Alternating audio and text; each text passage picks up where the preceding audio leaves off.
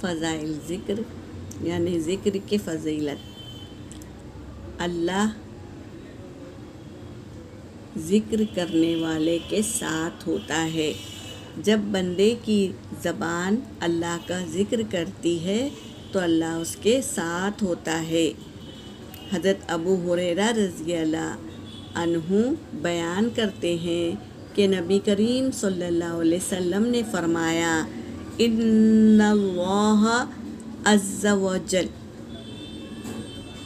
یقول انا مع عبدی اذا ہوا ذکرنی وتحرکت بی شفتاہ۔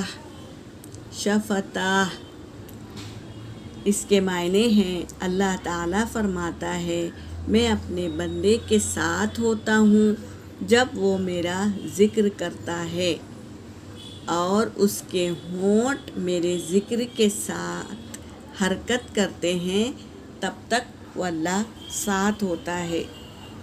تو کثرت سے ذکر کرے اللہ کا اور اپنی زبان کو ذکر سے تر رکھے۔